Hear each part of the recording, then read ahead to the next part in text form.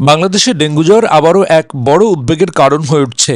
একসময় মৌসুমী রোগ হিসেবে পরিচিত ডেঙ্গু এখন বছর জুড়েই সংক্রমণের ঝুঁকি তৈরি করছে। এডিস এজিপ্টাই ও এডিস অ্যালবোপিক্টাস প্রজাতির মাধ্যমে ছড়ানো এই রোগ প্রতিরোধ সচেতনতা বাড়াতে ঢাকা দক্ষিণ সিটি কর্পোরেশনের উদ্যোগে আজ শনিবার ধানমন্ডির রবীন্দ্র সরোবরে এক বর্ণাঢ্য র্যালির আয়োজন করা হয়। অনুষ্ঠানে উপস্থিত ছিলেন স্বাস্থ্যমন্ত্রী সরদার মোহাম্মদ সাখাওয়াত হোসেন, দক্ষিণ সিটি কর্পোরেশনের প্রশাসক মোহাম্মদ আব্দুস সালাম সহ স্বাস্থ্য খাত সংশ্লিষ্ট বিশিষ্ট ব্যক্তিবর্গ এবং এই কাজে সংযুক্ত কর্মকর্তা কর্মচারীবৃন্দ।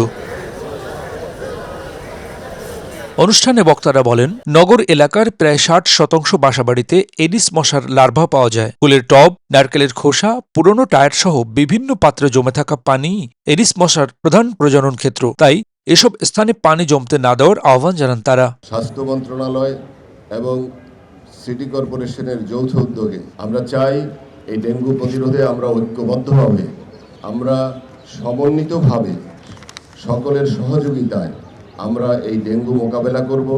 আপনারা সবাই আমাদের সাথে ঐক্যবদ্ধভাবে আমাদের সাথে থাকবেন। আপনারা আমি মনে করি এই ধানমন্ডি সচেতন এলাকা, এই এলাকায় আপনারা জানেন যে আপনাদের বিভিন্ন জায়গায় ফুলের টব আছে, বারান্দায় ফুলের টব রাখেন, আপনারা ছাদে রাখেন, ছাদ বাগান করেন, কিংবা নালা নর্দমায় আপনাদের টয়লেটে কিংবা বিভিন্ন জায়গায় যে পানি রয়েছে এগুলো আপনারা দয়া করে অপসারণ করবেন। আপনাদের নিজেদের প্রয়োজনে, আমাদের নিজেদের প্রয়োজনে, আমাদের এই বংশধরদেরকে, আমাদের নাগরিকদেরকে সুস্থ রাখার প্রয়োজনে এই কাজটি আমরা করতে হবে। আমাদের গতকালকে আমি পত্রিকায় দেখেছি মাননীয় প্রশাসক মহোদয় বলেছেন যে ঢাকা দক্ষিণ সিটি কর্পোরেশনের প্রায় 60% বাড়িতেই ডেঙ্গুর লার্ভা পাওয়া যায়। এটা আমাদের জন্য খুবই দুঃখের, খুবই কষ্টের। আমরা সবাই কেন সচেতন হচ্ছি না? আমরা সবাই কেন এই মরণঘাতী ব্যাধির জন্য আমরা কেন ঐক্যবদ্ধভাবে ঝাঁপিয়ে পড়ছি না? আমরা স্বাস্থ্য মন্ত্রণালয়ের পক্ষ থেকে, আমরা আপনাদের সিটি কর্পোরেশনেরও পক্ষ থেকে আমরা চাই আমাদের অধিবাসীবৃন্দ, আমাদের সহকর্মীরা সবাই ঐক্যবদ্ধ হলে আমার বিশ্বাস আমরা এটাকে প্রাথমিকভাবে নির্মূল করতে পারব। ঢাকা দক্ষিণ সিটি কর্পোরেশনের প্রশাসক বলেন, ৭৫টি ওয়ার্ডে পরিচালিত জরিপে ৬৩টি ওয়ার্ডকে ঝুঁকিপূর্ণ এবং ২৮টি ওয়ার্ডকে অধিকতর ডেঙ্গু ঝুঁকিতে চিহ্নিত করা হয়েছে। এ সময় নগরবাসীকে যে কোনো অবহেলা বা মশার প্রজননের স্থল চোখে পড়লে দ্রুত সিটি কর্পোরেশনকে জানানোর আহ্বান জানানো হয়। বক্তারা বলেন, ডেঙ্গু মোকাবিলায় কোনো ধরনের গাফিলতির সুযোগ নেই। আগামীতে ডেঙ্গুর প্রভাব বাড়বে, অর্থাৎ অলরেডি ডেঙ্গুর সিজন চলে আসছে। কাজে আমরা এটা আগে থেকে আমরা এটাকে প্রতিহত করতে চাই এই অর্থে যে আপনাদের নিজ নিজ বাড়িতে আপনার খবর নেবেন। এই যে আপনার স্বাস্থ্য সচিব বলে গেল, আপনারা শুনেছেন, আমরা ঢাকা মহানগরীতে ৭৫টা ওয়ার্ডে আমরা সার্ভে করেছি। সার্ভে করার মধ্য দিয়ে বের হয়ে এসেছে প্রায় ৬০টা ওয়ার্ডে, ২৮টা ওয়ার্ডে হলো একেবারে অধিক ঝুঁকিপূর্ণ, ২৮টা ওয়ার্ডে। আর বাকি যে কয়টা সেটা মাঝারি ঝুঁকিপূর্ণ, মাত্র অল্প কয়েকটা আছে যেখানে ঝুঁকিপূর্ণ না।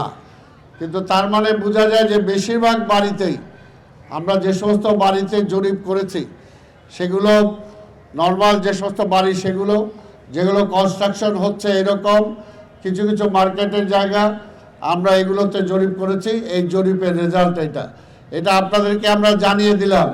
কারণ তার মানে আপনার ঘরে আপনি খবর নেন, আপনার বাড়ির উঠানে আপনি দেখেন পরীক্ষা করে যে আপনার এইখানেই লার্ভা জন্ম হচ্ছে কিনা। মশা জন্মাইলেন আপনি, মশার পুরা ক্ষেত্র আপনার এখানে, আপনি সেটাকে ধ্বংস না করে আপনি যদি এইভাবে করেন তাহলে তো হবে না। ঠিক তেমনিভাবে আজকাল ডেঙ্গু মশা কিন্তু স্বচ্ছ পানিতে জন্মায়। কাজে আমাদের প্রত্যেকটা আঙিনা, প্রত্যেকটা বাড়ি, প্রত্যেকটা ছাদ, প্রত্যেকটা রাস্তা আমাকে পরিষ্কার রাখতে হবে। স্বাস্থ্যমন্ত্রী সরদার মোহাম্মদ সাখাওয়াত হোসেন বলেন, ডেঙ্গু ভাইরাস প্রতিনিয়ত তার রূপ পরিবর্তন করছে। তাই এই রোগ প্রতিরোধে সরকারি উদ্যোগের পাশাপাশি সাধারণ মানুষের সচেতনতাও অত্যন্ত গুরুত্বপূর্ণ। তিনি জানান, ডেঙ্গু নিয়ন্ত্রণে মোবাইল কোর্ট পরিচালনা করা হবে। কোনো ব্যক্তি বা প্রতিষ্ঠান অসহযোগিতা করলে তাদের বিরুদ্ধে ব্যবস্থা নেওয়া হবে। এমনকি সরকারি বা বেসরকারি কোনো প্রতিষ্ঠানে এডিস মশার লার্ভা পাওয়া গেলে সংশ্লিষ্ট প্রতিষ্ঠানের প্রধানকেও আইনের আওতায় আনা হবে। আমাদের মাইকিং হবে, তার পরবর্তীতে আমাদের লোক যাবে, আমাদের মোবাইল টিম যাবে। যদি কোনো বাড়িতে অনেকে ঢুকতে দেয় না, এইটা করে পারবেন না, ঢুকতে দিতে হবে দেশের সরকারকে। যদি কোনো বাড়িতে ঢুকে আমরা ছাদে পানি পাই, ড্রেনে পানি পাই, বদ্ধ ল্যাট্রিনে পানি পাই, মোবাইল কোড সাথে সাথে জরিমানা করা হবে এবং ব্যাপক হারে জরিমানা করা হবে। কারণ আমাদের বৃহত্তর জনগোষ্ঠীকে বাঁচানোর জন্য আল্লাহর পরে আমাদের দায়িত্ব রয়েছে মানুষের স্বাস্থ্যের সেবা দেওয়ার। সেইটার জন্য আপনাদেরকে অনুরোধ করা হচ্ছে, সবিনয়ে অনুরোধ করা হচ্ছে, র্যালি করা হচ্ছে, মাইকিং করা হবে, প্রশাসন থেকে বলা হচ্ছে।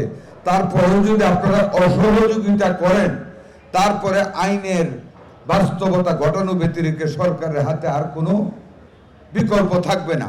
ডেঙ্গু প্রতিরোধে পরিচ্ছন্ন পরিবেশ নিশ্চিত করা এবং মশার প্রজননস্থল ধ্বংস করাই সবচেয়ে কার্যকর উপায় বলে মনে করছেন সংশ্লিষ্টরা। তাদের মতে সিটি কর্পোরেশনের কার্যক্রমের পাশাপাশি নাগরিকদের সচেতন অংশগ্রহণ ছাড়া ডেঙ্গু নিয়ন্ত্রণ সম্ভব নয়। তাই নিজের ঘর, আঙিনা এবং কর্মস্থল পরিষ্কার রাখার মধ্য দিয়েই গড়ে উঠতে পারে ডেঙ্গু মুক্ত নগর। হেমায়েতুল্লাহ নূর, মেডিকেল পোস্ট।